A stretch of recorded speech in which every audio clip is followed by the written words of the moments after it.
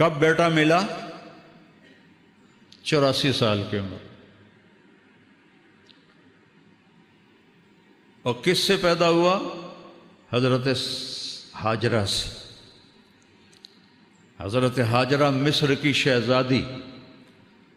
وہ سارے واقعات میں الگ کرتا ہوں، صرف متھ سنانا چاہتا ہوں. تو حضرت ہاجرہ، حضرت جو سارہ تھی، حضرت ہاجرہ سے پیدا ہوا.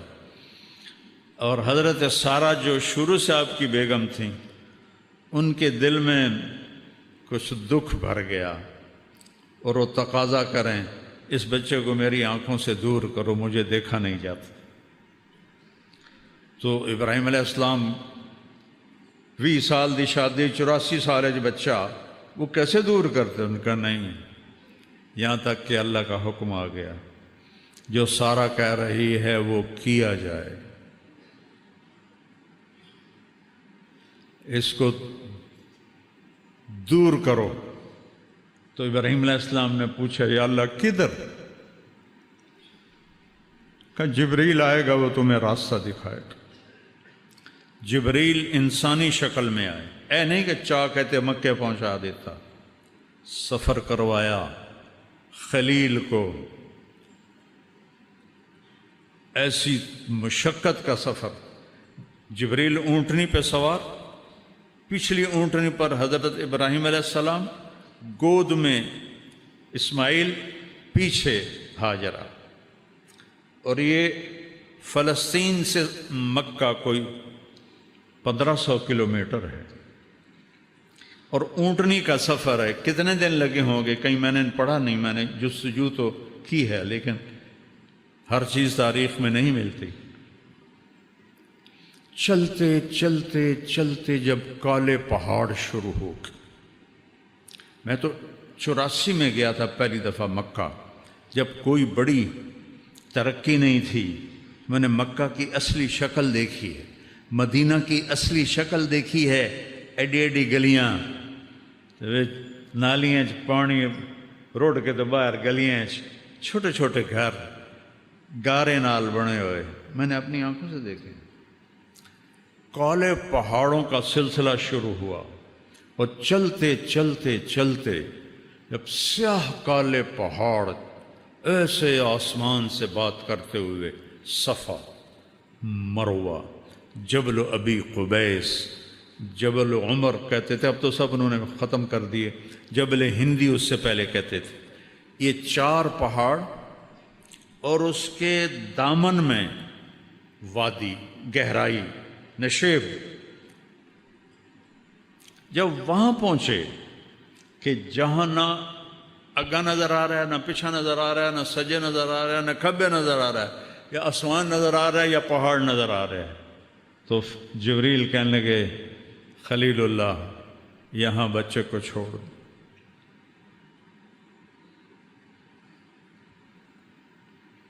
بہت سارے اکثر باپ بیٹھے ہیں، ذرا تصور کرو آج سے 4000 سال پہلے کیا ہولناک منظر ہوگا. اور 84 سال کی عمر میں بیٹا ملا ہے، کیا دل کو پکڑا ہوگا. یہاں چھوڑ دو. آگ میں ڈالے گئے. اتنا خوفناک منظر کہ ہنے میری بوٹی بوٹی 100 بن جاوے گی. ایک لفظ نہیں بولے، حسبی اللہ و نعم الوکیل، اللہ تو مجھے کافی. ادھر جبریل، ادھر آگ کا فرشتہ، پانی کا فرشتہ. ہم حاضر ہیں، کوئی حاجت؟ اما الیکم فلا، تھوڑی کوئی لوڑ نہیں، اور تسی بھی مخلوق ہو، میں بھی مخلوق. اما اللہ فنعم، ہاں اللہ دی لوڑ ہے. میں کہا مجھے میرے اللہ پہ چھوڑ دو. اللہ نے ڈائریکٹ حکم دیا، نار کونی بردن و سلامن علی ابراہیم.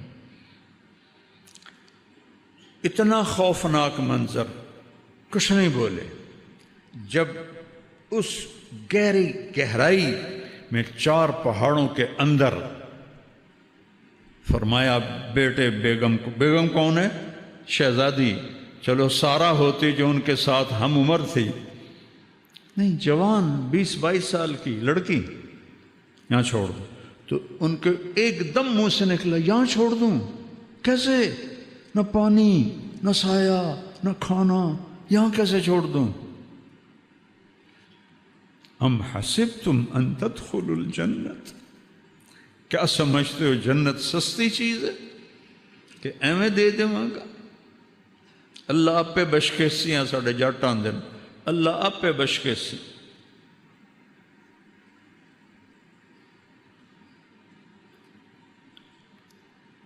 جبریل بولے ہاں آپ کے اللہ کی یہی منشا ہے کہ آپ کے اس بچے سے آخری نبی پیدا ہوگا اور اس کی ایک امت پیدا ہوگی، اس کے لیے اس کو یہاں چھوڑا جا رہا ہے۔ تو آپ نے کہا میں راضی ہوں۔ 3 دن کا سامان تھا وہ ان کو دیا، پانی اور کھانا۔ ایک کیکر کے درخت کے نیچے بٹھا دی، اتو دے کیکر بھی جڑے گئے ہاچو نہ ویکھو نہ انہوں دی چھاں ہوندی ہے، نہ انہوں دے ہیٹھ بان نال کوئی بندہ دھوپ تو بچ دا، اور چل پڑے اونٹ۔ اور کیا حکم ہے؟ خاموش رہنا ہے، بولنا نہیں ہے، جواب نہیں دینا ہے۔ ابھی عشق کے امتحان اور بھی ہیں، ستاروں کے آگے جہاں اور بھی ہیں۔ جب وہ چلے اونٹنی کو پکڑ کے تو ان کی بیگم کہنے لگی حاجرہ کدھر جا رہے ہو؟ خاموش، کیوں چھوڑ رہے ہو؟ کس کے حوالے کر رہے ہو؟ خاموش۔ چلتے چلتے کدئی تک پہنچ۔ کدئی وہ جگہ ہے آج کل جہاں زمزم کے پانی کو انہوں نے وہاں پہنچایا ہے۔ پہلے لوگ وہ حرم کے قریب ٹوٹیاں تھیں، اس سے پانی بھرتے تھے تو وہ کیچڑ ہو جاتا تھا۔ تو اللہ سعودی حکومت کو جزائے خیر دے، جو خدمت انہوں نے حجاج کی ہے پچھلی صدیوں میں کوئی نہیں کر سکا۔ اسباب بھی اتنے نہیں تھے، آج ٹیکنالوجی ہے، اسباب ہیں، تو وہاں تک پانی پہنچایا ہے۔ اور وہاں لوگ پائپ ہیں، آگے ٹوٹیاں پانی بھرتے ہیں۔ تو وہ حرم شریف سے 3 میل ہے، ہن تک بنی ہوئی کیوں نہ ٹنل، ایک دم پہنچ جاتے ہیں۔ 3-4 منٹ لگتے ہیں، 5 منٹ لگتے ہیں کہ رش نہ ہو۔ پہاڑ ہیں، اوپر نیچے اوپر نیچے، اور وہ ایک ہی بات کر رہی ہیں، ان کو کیوں چھوڑ کے جا رہے ہو؟ کس کے آسرے پہ چھوڑ کے جا رہے؟ کون ہے اس جنگل میں ہمارا؟ جب کدئی پہنچے تو ان کو خیال آیا یہ اللہ کا نبی ہے، کوئی اوپر سے حکم نہ آیا۔ تو کہنے لگی اللہ امرک، کیا اللہ نے کہا ہے؟ تو انہوں نے کہا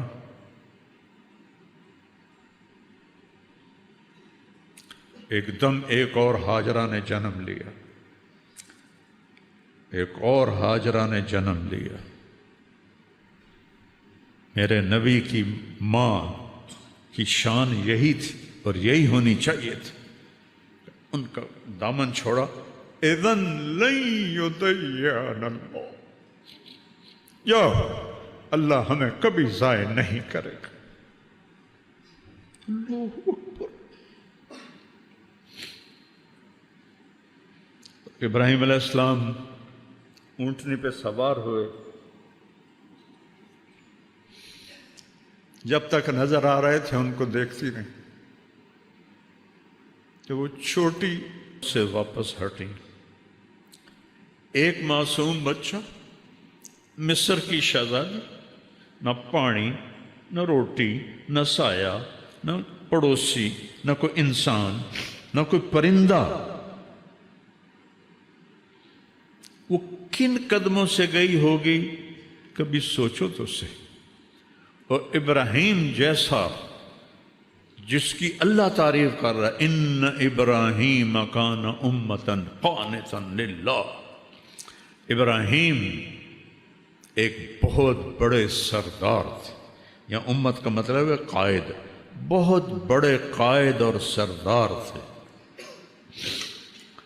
اللہ کے لیے اپنے آپ کو وقف کیا تھا، حنیفاً صرف اللہ ان کی آنکھوں کے سامنے تھا، ولم یک من المشرکین شرک سے پاک تھے، شاکرا لانعمہ اللہ کی چھوٹی چھوٹی نعمتوں کا بھی شکر ادا کرتے تھے۔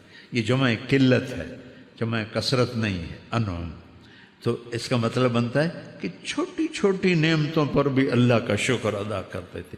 اجتباہ، تیرے رب نے ان کو چنا۔ اجتباء کسے کہتے ہیں؟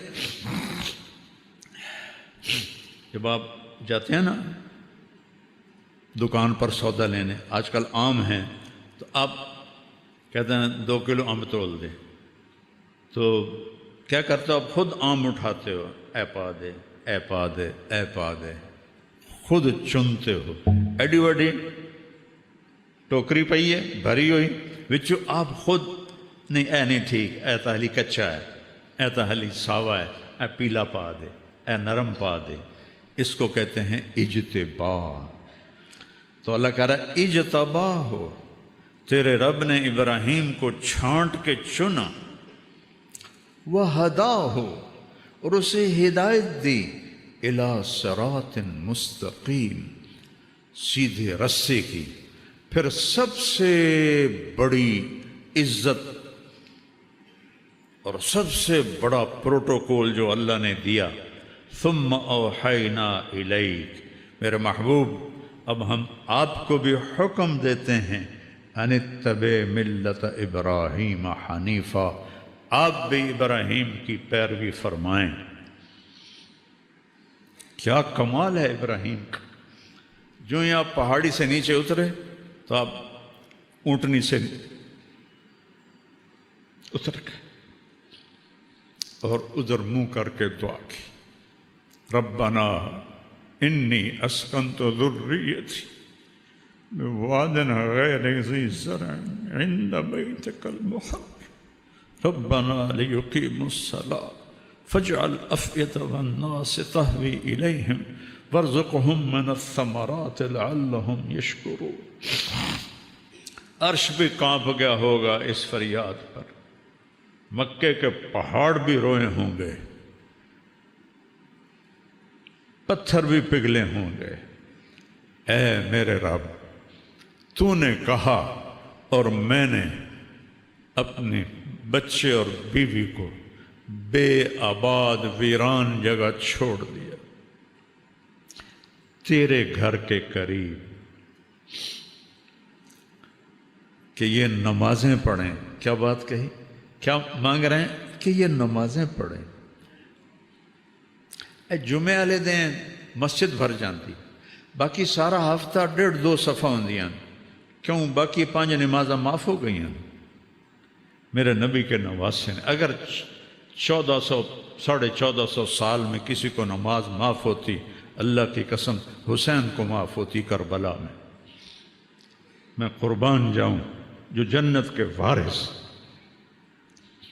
جنت کے سردار، اور جنگ سے پہلے اونگ آئی اور خواب دیکھا، اللہ کے نبی خواب میں ملے، بیٹا میں لینے آ چکا ہوں، گل مک گئی۔ پھر نماز کا وقت ہوا تو شمر سے کہا نماز پڑھنے دے، جنگ روک دے، نماز پڑھنے دے۔ کہ ہم جنگ نہیں روکیں گے، تلوار چلے گی، چل ادھر آ ستم گر ہنر آزمائیں، تو تیر آزما ہم جگر آزمائیں۔ کہ پھر نماز تو نہیں چھوڑے گا حسین۔ اب آدھوں سے کہا ایتھے کھلو جاؤ، لڑو ان کتیاں نال، اور آدھے نماز پڑھو۔ آدھوں نے نماز پڑھی، آدھے لڑتے رہے، پھر ان آدھوں کو آگے کھڑا کیا اور دوسرے کو کہا جاؤ نماز پڑھو۔ کوئی اگر معافی ہوتی تو یہاں ہوتی، جب یہاں نہیں ہوئی تو کیوں چھوڑتے ہو نماز؟ کیوں چھوڑتے؟ میرے نبی کی آخری نصیحت الصلاۃ، میری امت نماز نہ چھوڑنا۔ آخری الفاظ تھے، نماز نہ چھوڑ۔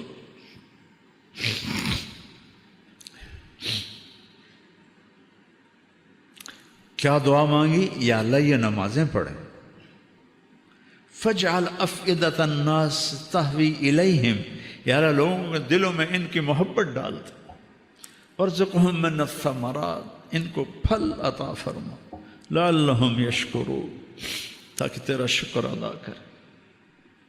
یہ دعا مانگی، اور یہ بوڑھا 84 سال کا کن قدموں سے 1500 کلومیٹر چل کے گیا ہوگا اونٹنی پر،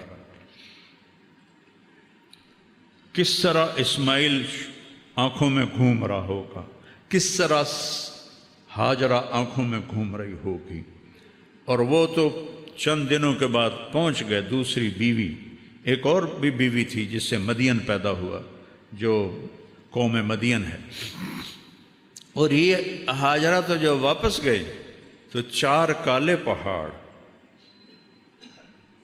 انی وادی، نہ سایہ نہ پانی نہ درخت،